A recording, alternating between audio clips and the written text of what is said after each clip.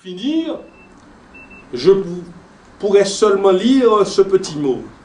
Ces révolutions ont en commun de secouer le joug interne, national, tout en prétendant s'adresser à l'humanité, tandis que la révolution louverturienne concrétise aux yeux du monde entier la valeur de l'être.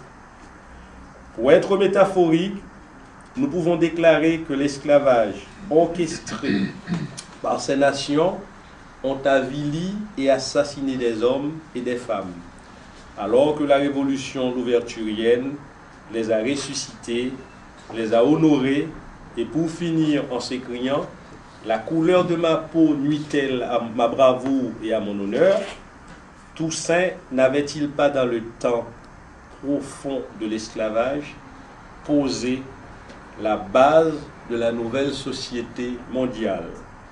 Une nouvelle société sur de nouvelles bases ethnologiques, sociopolitiques et pourquoi pas culturelles. Merci. Moi, c'est le important.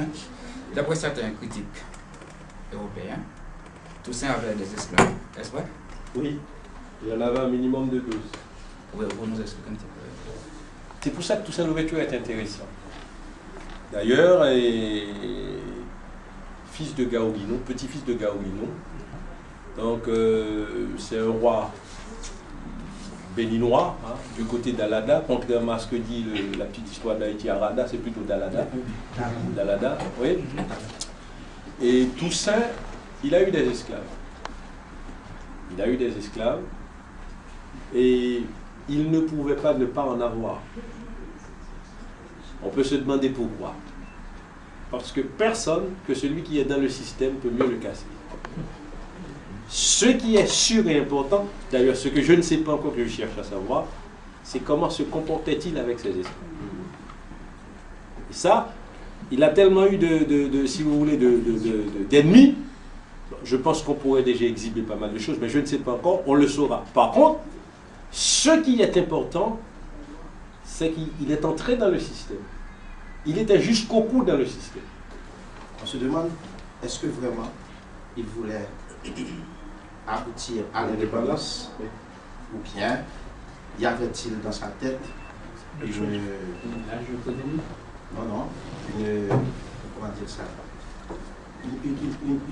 une stratégie qui consisterait à dialoguer avec la France pour essayer de créer je ne sais quel...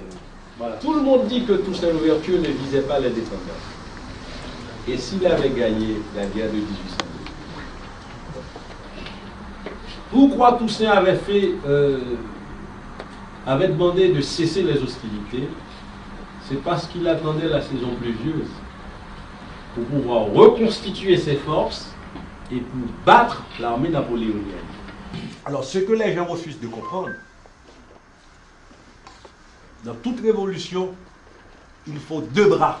Mais Dessalines a enduré les pures injures de sa vie. Donc, et comme les situations forgent aussi les individus, et aussi Dessalines était impétueux dans son tempérament, mais Toussaint était un calme, posant. Donc, ce n'est pas pour rien qu'il y eut cette lutte entre Dessalines, Dessalines et d'autres lieutenants de Toussaint. C'est pas pour rien. Et c'est pas pour rien non plus qu'après la déportation de Toussaint, c'est Dessalines qui a été choisi pour mener le pays à l'indépendance. C'est très important ça. Sous tous les angles, vous finissez par rencontrer Toussaint Louverture. Et lorsque Christophe dit à Leclerc dit à Christophe de lui livrer la ville du Cap, 7 février 1802. Et Christophe lui répondit, je vous livrerai la ville que lorsqu'elle sera réduite en sang, et même sur 700, je vous combattrai encore. James a même dit que ses propos ont été dictés à Christophe par Toussaint Louverture. Et on va encore plus loin. Mais Napoléon ne faisait que copier les stratégies de Toussaint Louverture, en coupant la route, en jetant des cadavres par-ci et par-là. Et dire que Toussaint n'était pas indépendantiste, c'est beaucoup affirmé. C'est comme parfois quand on dit la révolution saint-domingoise est fille de la révolution française. C'est comme si il suffit seulement qu'il y ait une révolution en France et puis les esclaves se mettent debout. Alors, que fait-on du marronnage? Que fait-on de ce long cheminement? Et la linéarité de cette bataille, de ce fil conducteur, est tellement belle que, déjà, Macandal a été brûlé vif. Est-ce que ça avait arrêté le mouvement? Boukman a été décapité. On se promenait dans la ville avec sa tête sur une pique. D'ailleurs, qui était un système très courant jusque dans les années 1947. Cela se pratiquait à Madagascar. Est-ce que ça avait découragé les esclaves? Jean-François Ibiassou voulait 50 libertés seulement pour les chefs. C'est là la nuance entre Toussaint Louverture et les autres. Toussaint Louverture disait non, moi je veux de la liberté pour tout le monde. Donc on disait encore qu'il est encore au Fort de Joux ou au Panthéon. Moi je ne suis jamais encore allé à Fort de Joux, parce que moi je suis un peu spiritualiste de ce côté-là. Le lieu pour moi c'est important, mais l'esprit c'est encore plus fort. Parce que Toussaint fait naître des vocations des hommes dans les 4 coins du monde qui n'ont jamais vu même sa photo. Donc, sincèrement, je ne sais pas. Mais, et il y a le contentieux. Si le corps de Toussaint Louverture est encore en France, ce n'est pas un contentieux qui va être résolu demain matin. D'après tout ce que tu nous as expliqué, tu nous as dit là, c'est tellement... Je ne sais pas, hein, c'est tellement bien, c'est tellement beau, mais c'est pas à toi, c'est à nous les Haïtiens. Et même si c'était à moi, ça m'aurait pas... Non, mais c'est nous. Mais qu'est-ce qu'on pense, vous qui êtes là, de la situation actuelle d'Haïti maintenant? Alors je m'arrête là, merci. Nous voyons en train d'émerger aujourd'hui, ce n'est pas aujourd'hui qu'on a commencé à le construire. Être attaché à nos valeurs, c'est d'être attaché d'abord dans notre esprit. Dans notre esprit.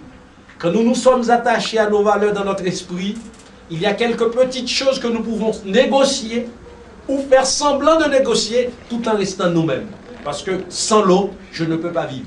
Je n'ai pas besoin de l'autre pour me donner à manger, mais j'ai besoin de l'autre parce que l'autre, c'est ma respiration. Donc du coup, revenons un petit peu à tout ça. Nous n'avons pas acheté notre indépendance. Pétion avait fait des propositions à la France. Bon, Boyer a exécuté ses propositions. La France avait envoyé des émissaires, Christophe les avait mis à mort, ou l'avait mis à mort. Vous savez? Et je vais encore plus loin, je vais choquer tout le monde. Mais je vais essayer de trouver l'équilibre. Nous n'avions pas été si unis. Non, nous n'avons pas été si unis. La preuve, nous avons eu une unité de circonstances qui nous a forgé 1804. Et dès 1804, la division s'est reprise pour la plus belle. La preuve, d'un côté, les anciens libres, c'est-à-dire les mulâtres et certains noirs, il ne faut pas focaliser sur une question de couleur, il faut dire les choses telles qu'elles sont. Certains noirs, les grands propriétaires, ce sont eux qui voulaient avoir la même mise. D'accord? Avoir la même mise, nous n'avons pas été si unis que ça. Au point que Haïti est scindé en la classe la plus pauvre et la classe la plus riche. Et Dessalines disait, d'ailleurs, l'une des raisons de son assassinat, et les pauvres noirs dont leurs pères sont en Afrique, n'auront-ils rien?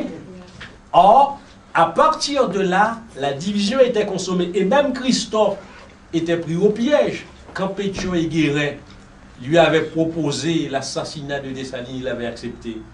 Mais quand Pétion lui-même voulait manipuler Christophe et réduire le pouvoir de Christophe, Christophe en même temps qui voulait un pouvoir absolu, il faut dire les choses en même temps. Donc ce qui s'est passé, les divisions se sont accentuées.